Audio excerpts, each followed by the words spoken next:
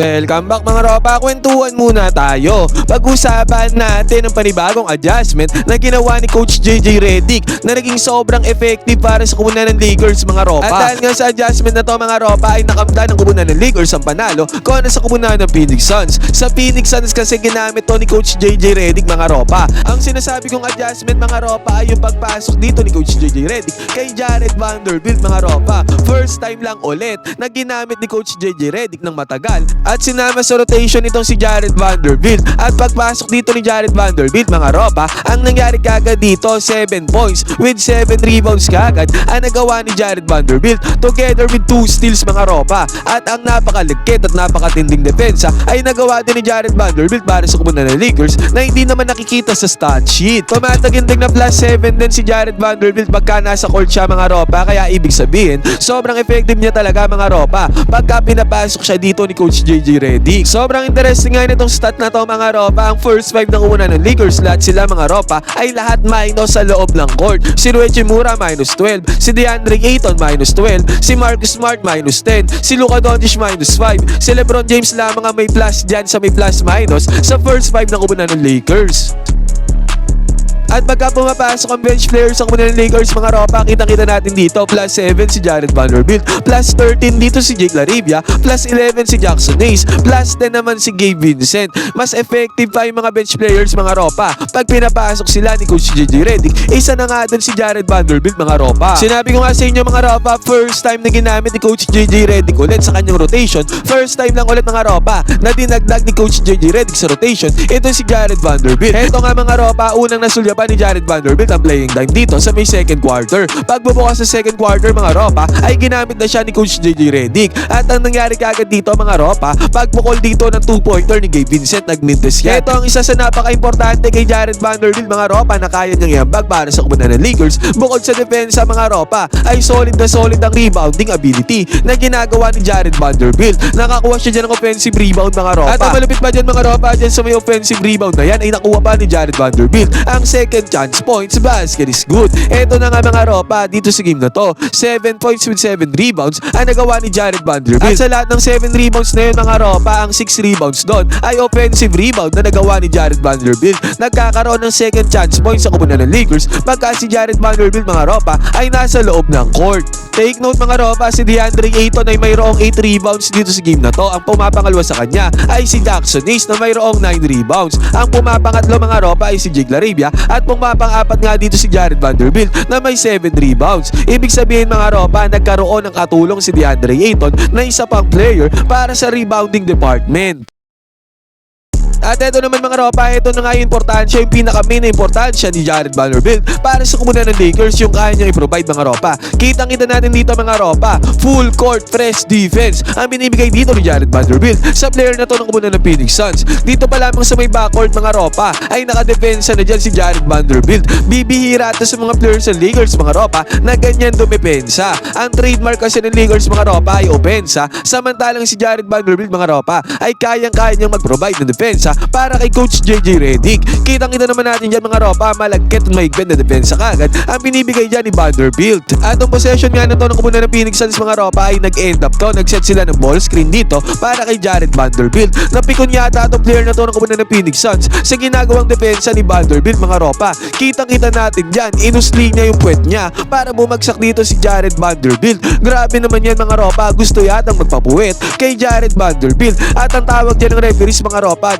charging foul yan. Bagsak dyan si Jared Vanderbilt mga ropa. And take note, ang mga players na magagaling na kumuha ng charging foul para sa kubunan ng Lakers ay si Gabe Vincent at Marcus Smart, pati si Austin Reeves mga ropa. Ngayon, nadagdagan na ng isa pang player mga ropa sa katauhan ni Jared Vanderbilt sa pagbalik niya sa rotation para kay Coach JJ Redick. At ang malupit pa nga dito mga ropa, dahil nagkaroon ng possession dyan ng kubunan ng Lakers, pumasok dito si Luka Doncic. At sa possession na yan mga ropa ay nakapagpundar ng mid-range jumper dito si Luka Doncic. Basket is good yan. Defense turns into offense pa para sa kubunan ng Lakers, courtesy of Jared Vanderbilt and Luka Doncic.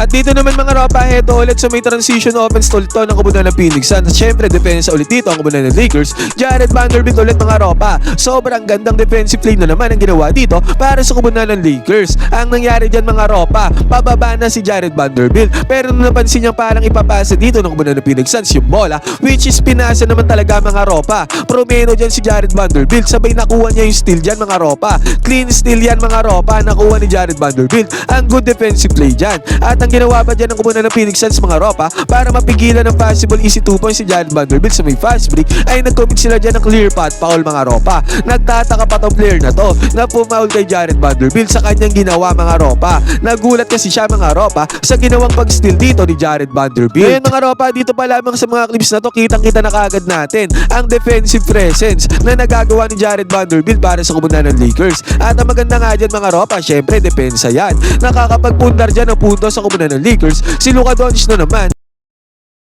ang nakapagpundar ng puntos dyan galing sa good defensive play na ginawa ni Jared Vanderbilt. At sa pagkakataon na to mga ropa, heto ulit. Tumirada dito ang komunidad ng Lakers at nagmintis yan mga ropa at sinabi ko nga 7 points with 7 rebounds, 6 offensive rebounds na nagawa ni Jared Vanderbilt dito sa game na to. Siya na naman ang nangibabaw dyan para sa offensive rebound mga ropa. Nakuha pa ni Jared Vanderbilt ang second chance points dyan mga ropa. Naibasa niya yung bola mga ropa at na-foul dito ng komunidad ng Phoenix Suns. Itong si Luka Doncic. Sinabi ko nga sa inyo mga ropa, ang dirty work, ang lahat ng dirty plays mga ropa ay ginagawa ni Jared Vanderbilt dito para sa komunidad ng Lakers. Mapadepensa at rebounding mga ropa, hustle at puso ay na kay Jared Vanderbilt lahat mga ropa. Yung scoring kay Luka Doncic at LBJ na yan, Austin Reeves. Pero yung depensa mga ropa ay kay Jared Vanderbilt na napupunta. At sa scenario naman na to mga ropa, again depensa ulit ni Jared Vanderbilt. Ang nangyari dito mga ropa, si Dillon Brooks ang nagmamando ng bola para sa komunidad ng Phoenix Suns. At clearly mga ropa, kitang-kita natin dyan dahil sa depensa dito ni Jared Vanderbilt.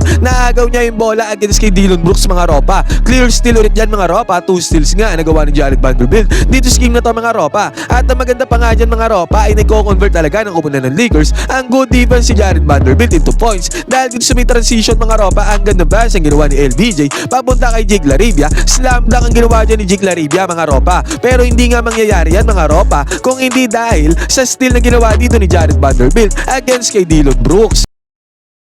At sa senaryo naman na to mga ropa, hindi lang naman puro depensa ang mayroon si Jared Vanderbilt. Specialty niya rin yung mga corner 3-pointers mga ropa. Pero sa mga past games ni Jared Vanderbilt, talagang maalat siya dito sa may corner 3-pointer na to. Pero dito sa possession na to mga ropa, pumasok ang right side corner 3-pointer para kay Jared Vanderbilt. Kung ma-work on pa ni Jared Vanderbilt yung 3-pointer niya mga ropa, ay talagang sigurong bababadi niya siya ng bababadi ni Coach JJ Redick. Yun lang naman ang dahilan ni Coach JJ Redick mga ropa kung bakit hindi niya binababad si Jared Vanderbilt dahil wala daw itong opensa mga ropa. At ito ulit mga ropa, rebounding ability ulit ni Jared Vanderbilt ang bumida dito sa may possession na to. Nagmintes ang tirada ni LeBron James dito sa may 3-point area. Pero guess what, guess who? Kung sino nandun sa may ilalim para sa offensive rebound, walang iba mga ropa kundi si Jared Vanderbilt. Yan na nga mga ropa, 6 offensive rebounds nga ang nagawa niya dito sa game na to mga ropa. Take note, first time lang ulit na pinasok siya ni Coach JJ Redick sa rotation ng mga players mga ropa, pero solid na ang pagkagad, solid na impact agad ang ginawa ni Jared Vanderbilt dito sa game na to.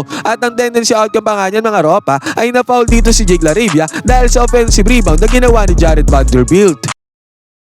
At sa magkakataon ng to mga ropa, heto, good defense ulit ang ginawa dito ni Jared Vanderbilt. Active hands yan mga ropa, kitang-kita natin dyan. Talagang na-distract dito yung ball handler sa komunidad ng Phoenix Suns mga ropa. Muntikan pa nga makakuha ng steal dyan si Jared Vanderbilt mga ropa, sayang, hindi pa natuluyan ng steal. Pero maganda naman dyan mga ropa na interrupt nga ni Jared Vanderbilt dito ang possession ng komunidad ng Phoenix Suns at ang tendency outcome yan. Nagmintes ang tirada nila dito sa may drive mga ropa, kitang-kita natin ang depensa ang kayang i-provide ni Jared Vanderbilt para sa komunidad ng Lakers. At ito ulit mga ropa, coming from the left side baseline mga ropa, malagkit ang depensa dyan ni Jared Vanderbilt. Kaya kitang-kita natin dito mga ropa, ang naging choice na lang dito ng komunidad ng Phoenix Suns ay kick out yung bola dito sa may 3-point area, which is nagmintis naman ang tirada dito ni Dillon Brooks. Pero sayang nga lang mga ropa, nakuha ng komunidad ng Phoenix Suns ang offensive rebound dyan sa may ilalim, nakapagpundar sila dyan ng putos. Pero kitang-kita natin dito mga ropa, solid na depensa mga ropa na napigilan ni Jared Vanderbilt ang possible easy 2 points attack dito ng komunidad ng Phoenix Suns. Ngayon mga ropa, tingnan naman natin ang depensa dito na ginawa ni Gabe Vincent, ang katulong ni Jared Vanderbilt sa perimeter defense. Pagsundot dyan ni Gabe Vincent ng bola mga ropa, Na outside yung bola dyan mga ropa dahil sa active runs na mayroon si Gabe Vincent. At another one mga ropa dito, sinabi ko nga sa inyo, magaling kumuha ng charging foul si Gabe Vincent, Marcus Smart, Austin Reeves mga ropa, at dumagdag nga si Jared Vanderbilt. At dito nga sa possession na to ng kubunan ng Lakers mga ropa, nakakuha ng offensive foul dito si Gabe Vincent. Charging foul ang tinawag dyan para sa kubunan ng Phoenix Suns. At eventually nga mga ropa, nagkaroon ng possession dyan ng kubunan ng Lakers. At eto pa mga ropa, another one. Another charging foul na naman ang ginawa dyan ng kubunan ng Phoenix Suns against kay Gabe Vincent. Sinasabi ko nga sa inyo mga ropa, isang solid na defensive player din si Gabe Vincent mga ropa, katulad ni Jared Vanderbilt. Ngayon mga ropa, dito na natin tatapusin tong video na to about sa panibagong adjustment na ginamit ni Coach JJ Redick dito sa game na to. Good decision ang kanyang ginawa mga ropa na isama na sa rotation si Jared Vanderbilt dahil kailangan talaga ng Lakers ng depensa na napoprovide naman ni Jared Vanderbilt, pati yung mga hustle at rebounding mga ropa. Ngayon ano masasabi nyo sa performance at sa panibagong adjustment na ginawa ni Coach JJ Redick para manalo ang Lakers? Pwede kayo mag-comment dyan sa baba ng opinion mga ropa, magkwentuhan tayo.